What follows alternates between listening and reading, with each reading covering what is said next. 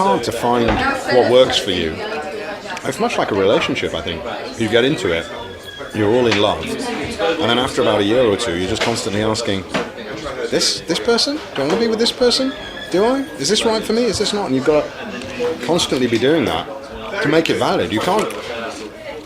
An excuse for being with someone is not, but I've been with them for several years. That's not enough. It'll burn your house to the ground. So I think it's the same thing, you know? Let's talk about like the projects maybe that you've done. What was the first like big serious thing for you? They're all big and serious, you know, that's the thing. You've got to make every job the job you want to do. You can't just do I'll be, I think it's still going. Yeah, it's great. You'll carry on going.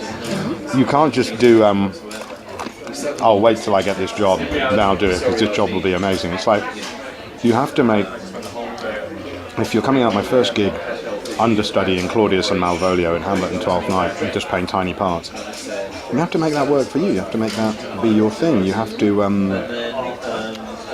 the same way you have to, I mean, I did a tour of Twelfth Night when I was at university, playing Malvolio, and I loved that. I really did. And then also I did the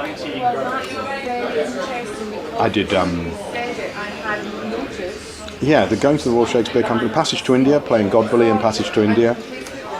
You always find parts you connect with. You have to find parts you connect with. And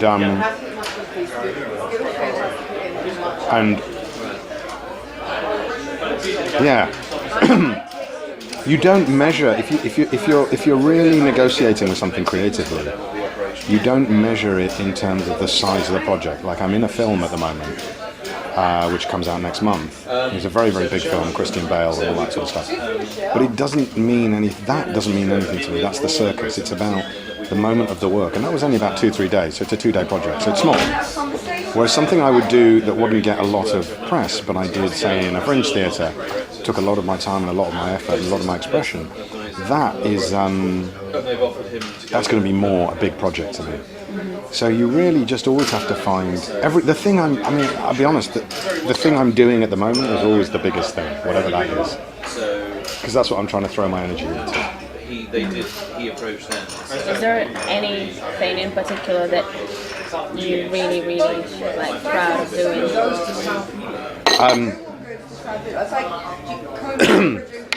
All of them to a degree, but there was a production of Samuel Beckett's Endgame that I did where I played Ham, and it wasn't very well received at all. Actually, Time Out didn't like me in it, and but we did a version. I was really proud of it. I thought that was the closest thing I'd come to really just delving into something, taking a whole load of risks, and not giving a shit what anybody thought.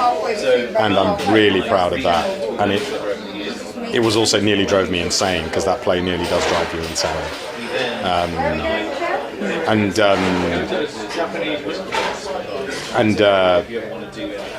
Yeah, a few others. I'm very proud of this current thing I'm doing.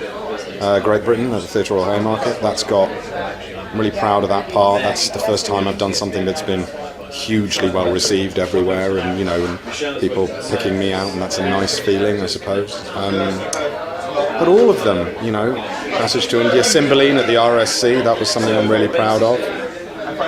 It's but I'm most proud, I guess, of just still being in this profession and still working after all these years. Because it's so easy to drop out. Is any of those projects that you've been part of became like a game changer for you? Like this one has. This one. Yeah, this one I'm currently in has. I mean, remains to be seen how much the game is actually changing. But this one has done that. Why? The first job, just because it's the National Theatre, and it's the first time I've been really, really picked out in the reviews, and so career-wise that can be a game changer. They should all change your perception of them.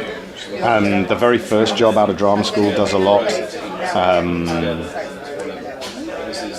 Sometimes you look back. I did small parts in a play by Richard Bean, and he wrote this part for me with that in mind. They're all Yeah, they all do it in different ways, and sometimes you don't realise at first what's changed the game for you. Could be a connection that you made that you thought was nothing at the time, and later you realise was huge. Those are the yeah. Can you tell me about how you practice at home? How you when you get the role? And, I don't. It's really interesting. I don't. I tend to do it all in the. I try and learn the lines, because until you learn the lines, you're not free, really. I just do a lot of thinking. I do a lot of sitting on the sofa and staring out the window, and just there's no process. There's no this is what I do when I get the role. You sit with it. You just sit with it. You come home and you sit with the script and you think about it, but you don't think about it with your mind. You sort of think about it with. You just sort of feel it out. You just sort of sit there and go,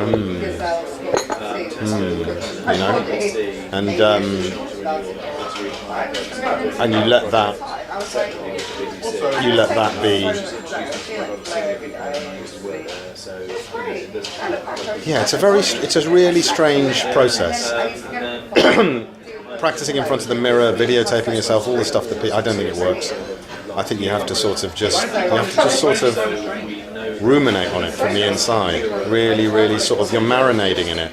So do just sit there with the text, learn it because that helps. But just, allow yourself the space to think about it, I think. You need a lot of space to think about that stuff.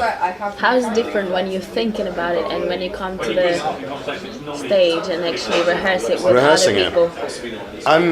You're always doing things instinctively. You can't come up with an idea and go, I'm going to go like this here. So you sort of have a vague sense of it and you bring it, but then of course there's another person in front of you doing the lines, and if you're a half decent actor you have to react to how they're doing it. So you could have a way you've decided you're going to do it, but depending on how the other person is, you have to be flexible.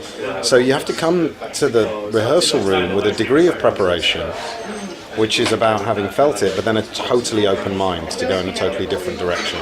If it's too prepared, it doesn't work, because you're asking to have real moments on stage, really.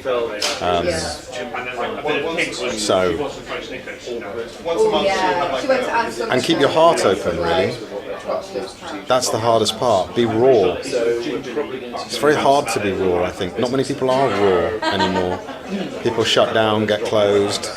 There's an attitude to acting that I see amongst young actors a bit more, is that, and sometimes amongst smaller drama schools as well, is the idea that, okay, you're going to do this, you're going to nail it. You're going to get out there, you're going to learn my lines, did my scenes, nailed it. And I think acting is not like working out in a gym.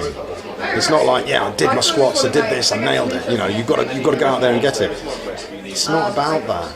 We're sort of strange itinerant people who you have to have the sort of confidence to fall apart a bit, Fall apart on stage, fall apart around other people, fall apart. Be raw, let it be.